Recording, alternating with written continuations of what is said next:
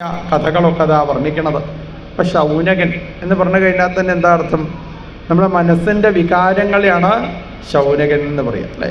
മനസ്സിന് എത്രയെത്ര വികാരങ്ങളാണെന്ന് പറയാൻ പറ്റില്ല.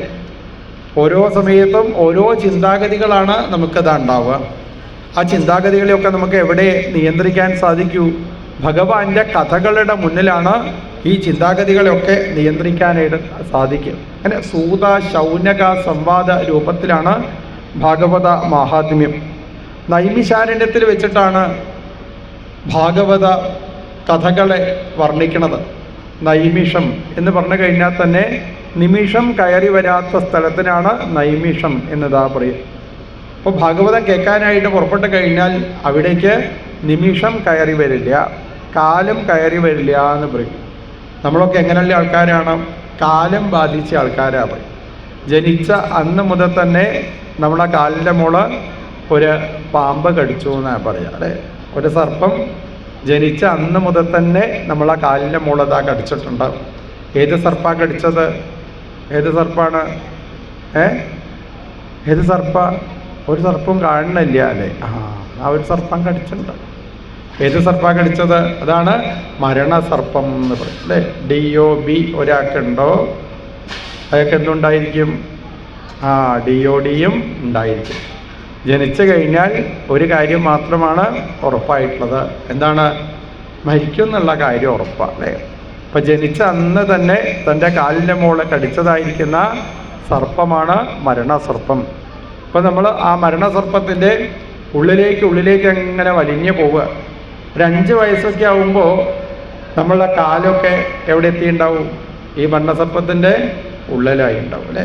10 വയസ്സൊക്കെ ആയിക്കഴിഞ്ഞാലോ ഈ മരണസർപ്പത്തിൻ്റെ ഉള്ളിലേക്ക് നമ്മളെ കാലിൻ്റെ മുട്ട് വരെ മരണസർപ്പത്തിൻ്റെ ഉള്ളിലായി ഉണ്ടാവും, അല്ലേ?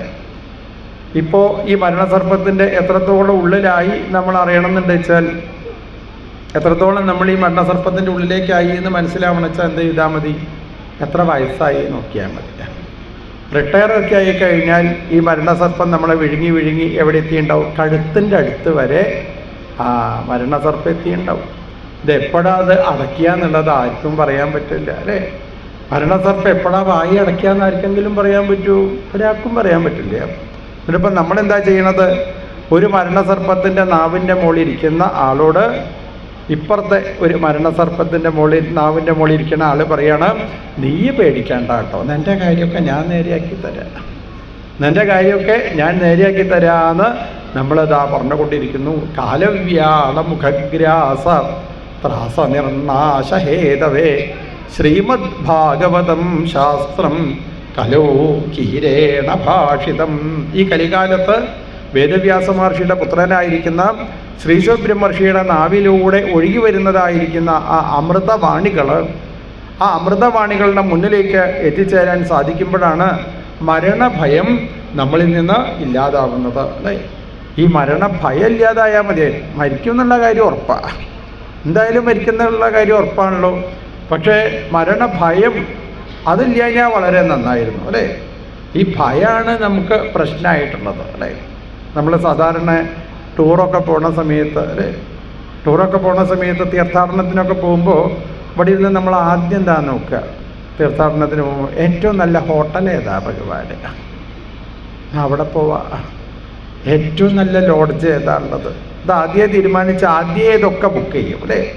എന്നിട്ട് അങ്ങനെ കുറേ ദൂരത്തെത്തി കഴിഞ്ഞാൽ നല്ല ഒരു റൂം കിട്ടി. ആ റൂമിലേക്ക് എങ്ങനെ അതാ കയറിപ്പോയി. എൻ്റെ ഭഗവാനെ, എത്ര ഉറുപ്പ്യ മുറുക്കി വില എന്നാണ് വിചാരിച്ചത്? 12,749 ഉറുപ്പ്യ 50 പൈസയാണ് ആ മുറിക്ക്. ഒരൊറ്റ ദിവസത്തേക്ക് ഇത്രയൊക്കെ പൈസ ഉള്ളതായിരിക്കുന്ന ഒരു മുറി. മാത്രമല്ല, ആ മുറിക്ക് അങ്ങോട്ട് കടന്ന സമയത്ത് ഒരു സ്വർഗത്തിലേക്ക് കാലെടുത്ത് വെച്ചതുപോലെ, സ്വർഗത്തിലേക്കൊക്കെ കാലെടുത്ത് വെച്ചാൽ ഒരു സുഖവും സന്തോഷവും ഇല്ല. അതേപോലെ അതിൻ്റെ ഉള്ളിലേക്ക് കടന്നു. അവിടേക്കാണെന്ന് വെച്ചാൽ ഒരു റൂം ബോയ് ഒക്കെ വന്നിട്ടുണ്ട്. അയാൾക്ക് എന്തൊരു സൗന്ദര്യം അറിയില്ല. അയാളാണെച്ചാൽ വർത്തമാനമൊക്കെ പറയുന്നുണ്ട്, അല്ലേ? കാര്യങ്ങളൊക്കെ പറഞ്ഞു തരുന്നുണ്ട്. നിങ്ങൾ ചൂടുവെള്ളം കുടിക്കേണ്ടത് വെച്ചാൽ അവിടെ ഉണ്ട് കേട്ടോ, പച്ചവെള്ളം കുടിക്കേണ്ടത് വെച്ചാൽ അപ്പുറത്തുണ്ട് കേട്ടോ, ഏതാ വേണ്ടത് വെച്ചാൽ അതടുത്ത് കുടിക്കാം. ഇനി ചുവന്ന വെള്ളം വേണോ, കറുത്ത വെള്ളം വേണോ, വെളുത്ത വെള്ളം വേണോ, ഒക്കെ അതാ അവിടെ ഉണ്ട്. എല്ലാ കാര്യങ്ങളും കൃത്യമായിട്ട് പറഞ്ഞു തരുന്നേ ആ റൂം ബോയിയെ കണ്ട സമയത്ത് എത്രയും നല്ല ആൾക്കാരുണ്ടോ ഭഗവാനെ ലോകത്ത്. അയാളെ കണ്ട സമയത്ത് സന്തോഷമായി കുറച്ചു നേരം വർത്തമാനമൊക്കെ പറഞ്ഞു. അയാൾ പറഞ്ഞു, ഞാൻ വന്ന ആൾക്കാരോട് അങ്ങനെയൊന്നും വർത്തമാനമൊന്നും പറയാറില്ല, എന്നാലും അതൊക്കെ നിങ്ങളെ കണ്ടപ്പോൾ കുറച്ചു നേരമൊക്കെ വർത്തമാനം പറയണമെന്ന് തോന്നി. വാട്സപ്പ് നമ്പർ കൂടി വാങ്ങി, വർത്തമാനമൊക്കെ അതാ പറഞ്ഞ് നമ്പറൊക്കെ വാങ്ങി. അപ്പോൾ അയാൾ ഈ റൂമിൽ നിന്ന് പുറത്തേക്ക് പോണ സമയത്ത് ആ റൂം ബോയ് പറഞ്ഞു, അല്ല ഞാനങ്ങനെ അധികം വർത്തമാനം പറയാറൊന്നുമില്ല, എന്നാലും നിങ്ങളോടുള്ള ആ ഒരു സ്നേഹം കൊണ്ട് ഞാനിതാ പറയാണ്.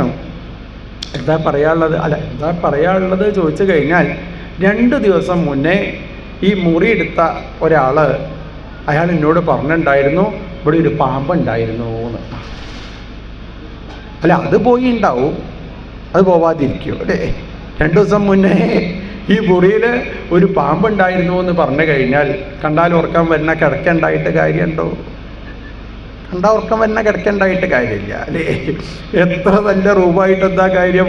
ഉറക്കം മാത്രം നമുക്ക് ജീവിതത്തിൽ ഇതാ വരില്ല അല്ലേ? മര്യാദയ്ക്ക് ഉറങ്ങാൻ വേണ്ടിയിട്ടല്ലേ മുറി എടുത്തത്, പക്ഷെ ഉറക്കം മാത്രം